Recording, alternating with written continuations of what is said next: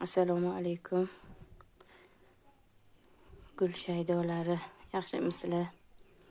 Bugun sizlarga men quyoshni yaxshi ko'rmaydigan fiyalka gullarini ko'rsatmoqchiman.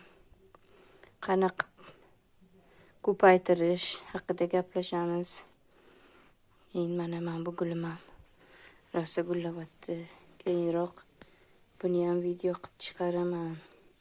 Fiyalkalarimni hammasi endi mana guldan to'xtab damovatdi. Mana bu ona mehri guli ham bor.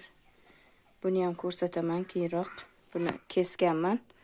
Shoxlatishi, qanaqa shoxlatishi, ko'proq gullari ko'proq bo'lishi hali yaxshilab ko'rsataman.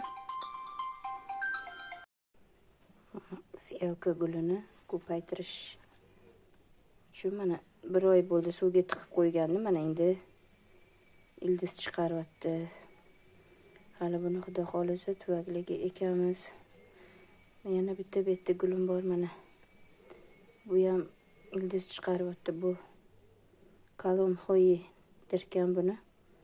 Rosa chiroyli turi bu ham oppoq gullari. Siklamenni bu siklamenni yangi olib kelgandim. Shoshib tuvakka ko'chiribman. Endi mana bunaqa sarg'ayib endi o'ziga kelyapti. Buni ham mana urug'lari bor. Ko'paytiraman endi buni ham xudo xolisa.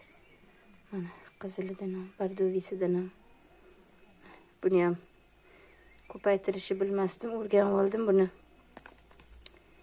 Gulini bir-biriga ishqalasa, gulini orasida mana bunaqa narsasi bo'lar ekan. O'shani bir-biriga qilsa, ishqalasa, mana shunaqa urug'i mana shunaqa urug' chiqarar ekan. Bu endi pishsa, qora bir mayda urug' bo'lar ekan. Keyin buni ekaman xudo xolisa. Ko'paytirish usulini endi o'rgandim. Xudo xolisa ko'paytiraman.